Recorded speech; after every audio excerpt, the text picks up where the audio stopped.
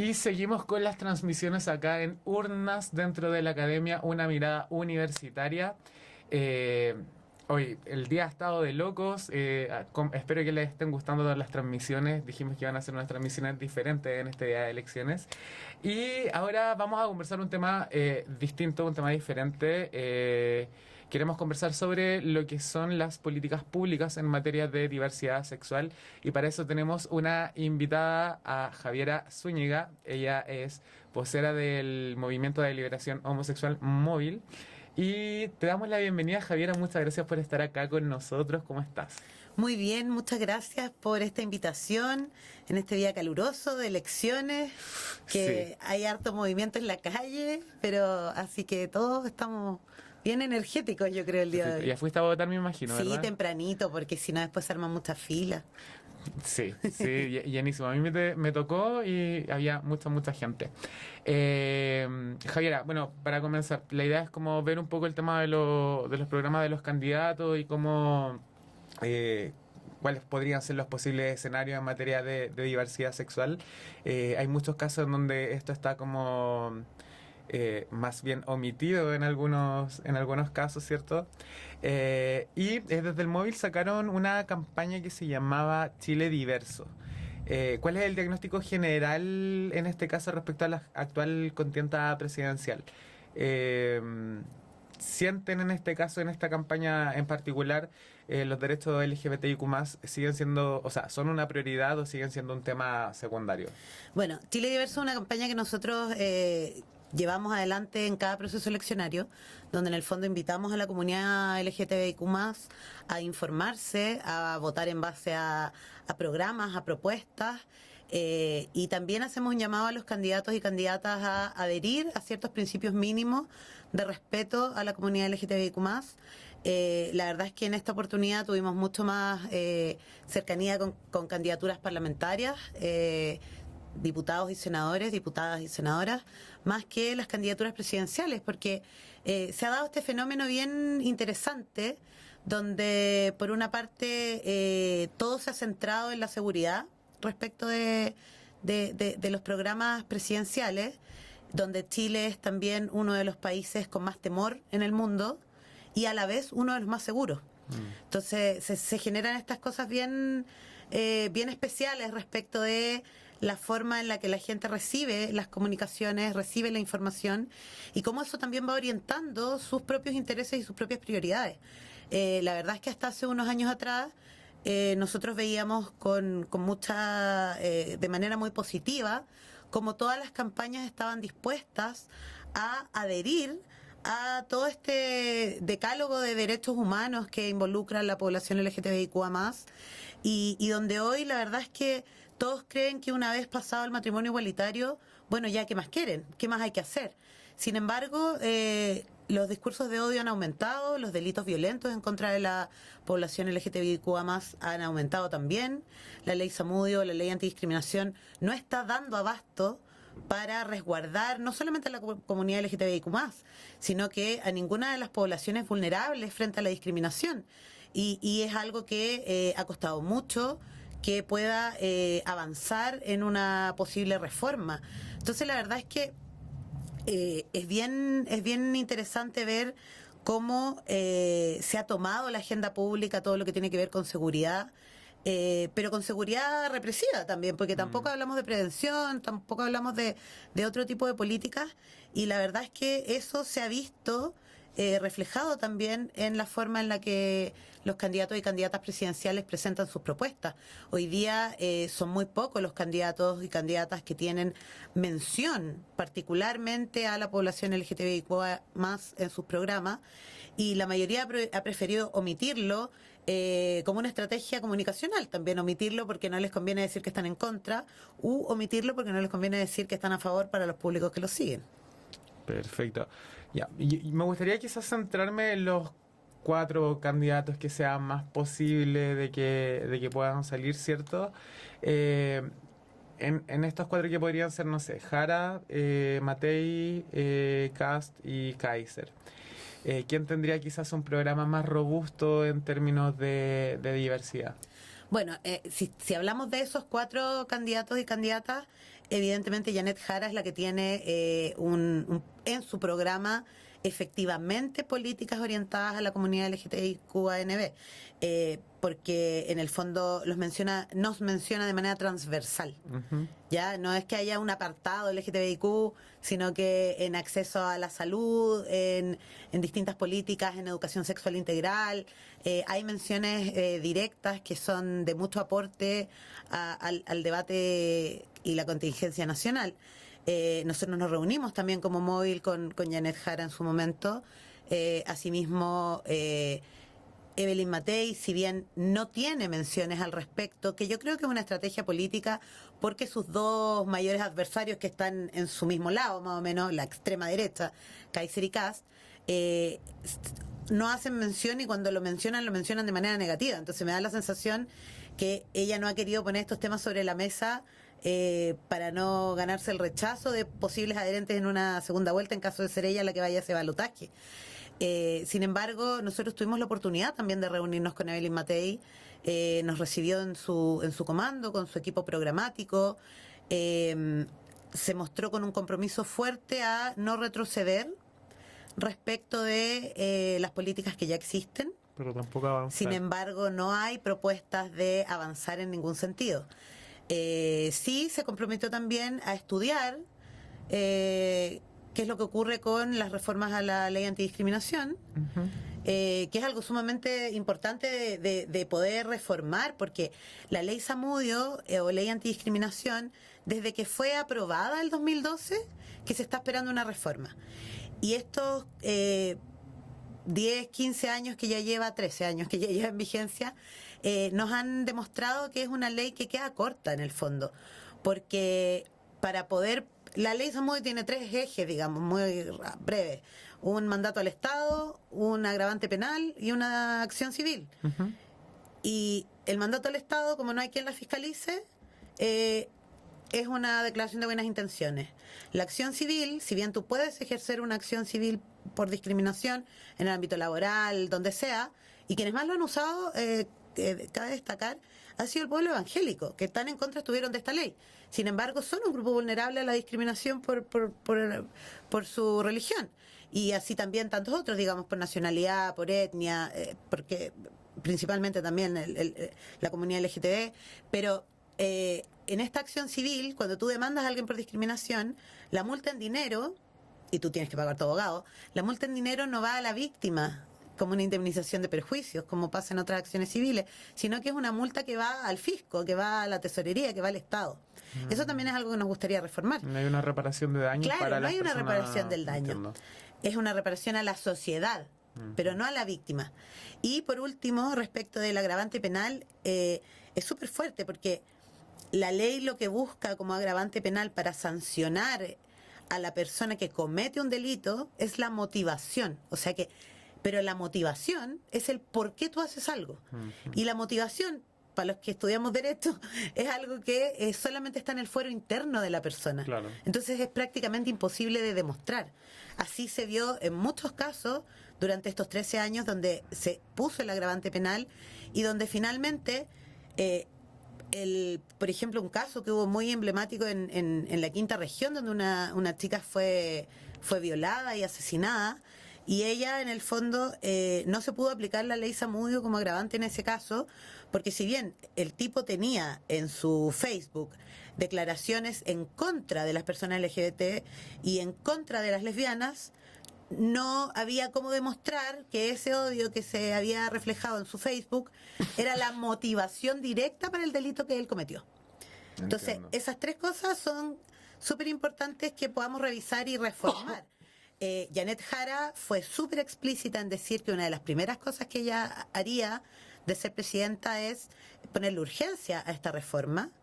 Evelyn Matei se comprometió a estudiar la reforma y se comprometió también a estudiar la temática de las infancias trans, porque declaró no saber demasiado al respecto. O sea, es cosa de escuchar las declaraciones que dio el miércoles pasado en su cierre de candidatura y toda la desinformación. Pero se agradece que al menos esté la disposición a escuchar, porque cosas mucho más aberrantes escuchamos de candidaturas como la de Kaiser o como la de Kast. Perdón, Kaiser, me equivoqué. Sí, no. Sí. Johannes Kaiser, en su cierre de campaña el miércoles pasado, habló de que habló de los degenerados, habló de las aberraciones, y eso es desconocer, bueno, lo comentaba yo fuera del aire, ¿qué podemos esperar de una persona que es apoyada por tierraplanistas y antivacunas y que no cree en la ciencia? Sin embargo, es de un desconocimiento y de una ignorancia tremenda, porque las personas trans existen y resisten desde que el ser humano es ser humano. Es de larga data el conocimiento de personas trans, y no solo trans, el trans es un concepto más actualizado, porque antiguamente, por ejemplo, en Rapa Nui, no existe una palabra para definir a las personas trans, porque no se transita de un lado a otro, sino que se convive con ambas realidades. Entonces es distinta la concepción. Las personas de dos almas también que existen en las culturas en Alaska, en Canadá, en Brasil, en India, en los pueblos polinésicos. Entonces no es algo nuevo, no es una moda. Hace poco, creo que fue en Newcastle, en Inglaterra, un museo renombró a un emperador como emperatriz, reconociendo su identidad de género, porque ella siempre se trató a sí misma como emperatriz, y ella tuvo maridos y todos la conocían como la emperatriz. Sin embargo, por su rasgo biológico simplemente, había sido siempre catalogada como emperador. Y eso es un cambio que el historicismo ha hecho ya. Entonces, estamos hablando de que es una realidad que existe en los mamíferos en general, no solamente en el ser humano. Entonces, es de un desconocimiento total, absoluto y aberrante, declaraciones que vayan en contra de la autonomía y la identidad de las personas, sobre todo en candidaturas como la de Kast y la de Kaiser, que les encanta partir sus discursos hablando de que viva la libertad. ¿La libertad de quién? La libertad de los privilegiados, la libertad de quienes quieren dictar cómo tenemos que vivir nuestra identidad y nuestro amor. Es realmente absurdo. En caso de que saliera Kast o Kaiser, por ejemplo, ¿crees tú que existen reales posibilidades de que hayan retrocesos en términos de derechos para nuestra comunidad? Absolutamente, y no solo para nuestra comunidad. O sea, yo creo que hay un peligro inminente de que si fuera electo Kast o Kaiser, no solamente retroceso respecto de lo que podría ser la identidad de género, la nueva ley de adopción que entrega igualdad de condiciones a toda persona que sea idónea para cuidar a un niño o una niña, sin importar su orientación sexual, su religión, su etnia. También retrocesos podemos tener en cuanto al matrimonio igualitario, podemos tener retroceso en cuanto al reconocimiento de las familias diversas, que ha traído una modificación cultural, social y legal de tremenda relevancia para estas familias, que de repente un niño o una niña criada por dos mamás, y el niño se enfermaba y la mamá no podía entrar al hospital, no podía matricularlo en el colegio. O sea, son realidades que afectan el día a día de muchas familias, y que estas candidaturas quieren negar, invisibilizar y erradicar por completo todo lo que tiene que ver con nuestros derechos humanos. Aquí no se habla de privilegios, nadie pide ser superior al resto, nadie pide cosas distintas. Lo único que pedimos es igualdad de derechos frente a las leyes, frente a la comunidad. Y la verdad es que estas amenazas son bastante palpables si es que nosotros nos ponemos a escuchar en detalle lo que dicen estos candidatos. Y como te digo, no solamente para la comunidad LGTB, sino para las mujeres. Todos hemos escuchado a Kaiser decir que algunas mujeres deberían agradecer haber sido violentadas sexualmente, porque le parece que somos gordas o feas. O sea, a ese nivel, como si él fuera un ejemplo de algo. ¿Para qué hablar del aborto? Está fuerte. ¿Para qué hablar del aborto? Sí. O sea, el aborto en 3 causales es lo mínimo que podemos tener las mujeres en nuestra autonomía, porque estamos hablando de 3 causales, o sea, inviabilidad fetal, que es un crimen hacerte sostener una guagua en tu vientre 9 meses y van a ser muerta o va a morir apenas nazca, riesgo de vida de la madre o violación. O sea, ellos se han mostrado contrarios al aborto en 3 causales. Entonces es de una inhumanidad tremenda. ¿Cuáles son las deudas que tenemos, más allá de los posibles candidatos que salgan? ¿Cuáles son las deudas que están quedando en materia de derecho para la diversidad sexual en este momento? En políticas públicas me refiero. Bueno, nuestra mayor trabajo va enfocado a las políticas públicas, porque las leyes discriminatorias propiamente tal en Chile ya no existen. Ujú. ¿Ya? En el papel al menos tenemos igualdad de derechos. Claro. ¿Ya? Digo en el papel porque sabemos que en la práctica no es así, si no, no tendríamos tanta gente recurriendo a la ley antidiscriminación, no solamente en la comunidad LGBT, sino que en general. Pero al menos en el papel no existen para nuestra comunidad leyes discriminatorias hoy día. Sin embargo, tenemos una deuda tremendamente grande con la comunidad trans, por ejemplo. Se ha querido quitar el presupuesto del PAI, que es el programa de acompañamiento, que además ha sido muy vapuleado en base a la ignorancia. Hay mucha desinformación al respecto. Porque menos del 1% de las personas que hacen su transición quieren deshacerla. Y el 90% de las personas, o sea, el 90% dentro de ese 1% que quiere deshacer su transición, no es por razones de identidad. Normalmente es por presión social o razones religiosas. Por lo tanto, ahí hay un engaño a la sociedad de hacer creer que uno, es la mayoría la que quiere destransitar, Claro. y dos, que es hecho en plena libertad. O sea, normalmente las personas que deciden retrotraer su transición no es por libertad, sino que por presión social o por presión de sus propios grupos religiosos. Entonces, eso es algo que la gente tiene que saber. Y en ese sentido tenemos una deuda con el permitir que el mayor acceso dentro de la salud pública. Porque hoy día, cuando se quería quitar el PAI, el programa de acompañamiento, y cuando se quieren quitar el financiamiento a ciertas políticas para la comunidad trans, lo que tú estás haciendo no es negarle la realidad trans, es quitarse esa realidad a las personas más vulnerables.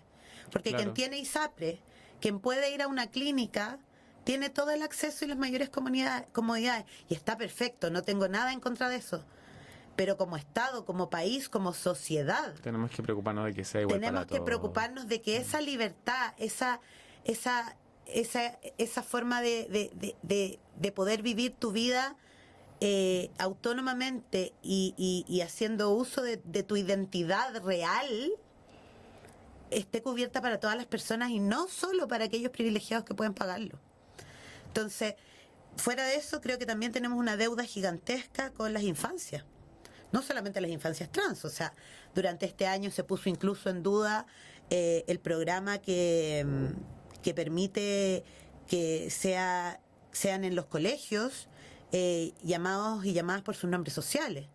O sea, de una crueldad enorme prohibirle a una infancia de 12 años La que sea llamada circular por su nombre 812 social. del Mineduc. Exacto. Y querían eliminar esa circular. Entonces, en el fondo yo creo que estas políticas existentes tienen que pasar a ser parte de la columna vertebral de los derechos humanos en nuestro país, que no pueden depender de un gobierno de turno. Y lo otro, la educación sexual integral, que no estamos hablando de sexualizar a las infancias. O sea, yo tengo un hijo de 8 años, yo aplico educación sexual integral y mi hijo es un niño perfectamente normal, súper infantil, que va avanzando a sus tiempos y que las mamás no tienen que asustarse de esto, sino que todo lo contrario. O sea, cuando los niños conocen de la manera y en las etapas que corresponde cómo es su cuerpo, que tienen derecho a decir que no, que si no les gusta que el tío los salude de beso, es correcto que el tío no los salude de beso, que tienen sus partes íntimas y que tienen el derecho y el deber de ser respetadas. Eso lo que hace es ayudar a nuestras infancias a disminuir el riesgo de abuso. Entonces, esa es una deuda muy grande que tenemos también, porque la educación sexual integral, además de evitar los abusos, también enseña que existe una diversidad de situaciones, de orientaciones sexuales, de expresiones de género. Y mi hijo, por ejemplo, como un niño heterosis, sabe perfectamente que no hay nada de malo que a su compañera le pueda gustar un niño o una niña. Por lo tanto, esa compañerita no va a ser discriminada y podemos incluso llegar a hablar de que en el futuro, si tenemos educación sexual integral, podríamos rebajar nuestras tasas de suicidio adolescente, que hoy día en la comunidad LGTBIQ+, son altísimas. Creo que son de las más altas de Latinoamérica, esto, y en adolescentes Exactamente. específicamente. Y cuando se mata un adolescente trans, un adolescente queer, una adolescente lesbiana, un adolescente gay, no se mata un trans, no se mata un queer, no se mata un gay, no se mata una lesbiana. Se muere un hijo, se muere un hermano, se muere una sobrina, se muere una nieta. Y eso es algo que como sociedad podemos cambiar educando. Wow. Oye, está intensa la conversación. Oye, es que son muchos temas. Me estaba yendo, mencionaste el tema de la educación, ¿cierto? De la ESI, hay mucha desinformación al respecto. Hay otros datos también que tienen que ver con vivienda y empleo. Pero claro, como no hay mucho en los programas, entonces como es difícil de tocar, así que quizás podríamos especular un poquito qué podríamos hacer como para mejorar. No sé si como para mejorar es la palabra, pero ¿qué nos falta como para sociedad avanzar, para tal seguir vez un avanzando? poco, sí. Sí. Bueno, lo que pasa es que ahora que hay matrimonio igualitario, el tema de la vivienda se ha descomplejizado un poco. ¿En qué sentido? Antiguamente tú, como persona soltera, no tenías ni una prioridad para poder optar a una vivienda, ni una. Entonces, las personas homosexuales no tenían ni una posibilidad de postular a una vivienda, porque no estaban casadas. Entonces, en algo ha ayudado el matrimonio igualitario. Sin embargo, hoy día tenemos que entender que la población LGTBI es una población mucho más vulnerable, no per se, sino que porque hay profesionales, hay personas con grandes capacidades, sin embargo, todavía es una población vulnerable por los resabios de discriminación cultural que todavía tenemos en esta sociedad. Entonces, por ese lado, claro, o sea, hay que avanzar todavía en... y yo creo que por eso se centra básicamente en la educación y en que el Estado eduque y se eduque, ya para que estas barreras de acceso sean menores, porque por ejemplo una persona ¿Cómo en su logramos casa, justamente, por ejemplo, educar a nuestra sociedad, no sé, con estos mismos conceptos que, claro, cuando uno está inserto dentro de, quizás los conoce más, pero la población en general desconoce, no sé, el no binarismo, identidad de género? ¿Cómo lo hacemos justamente para educar a la... es que yo creo, bueno, en la eso hacemos persona? un gran trabajo todas las organizaciones de la sociedad civil, no solamente Móvil, hay muchas, hacemos harta labor educativa. Sin embargo, también el Estado tiene que tomarse en serio esta declaración de buenas intenciones respecto de sus propios funcionarios. ¿Por qué? Porque en distintas encuestas y estudios que nosotros hemos realizado, nos hemos dado cuenta que una persona de la comunidad LGTB tiene un 50% menos de posibilidades de acercarse al estamento estatal para pedir ayuda. Porque siente, uno, que va a ser rechazado, dos, que va a ser discriminado, tres, que no va a ser escuchado. Entonces, la primera brecha que tenemos que poder acortar está directamente en el Estado con sus funcionarios.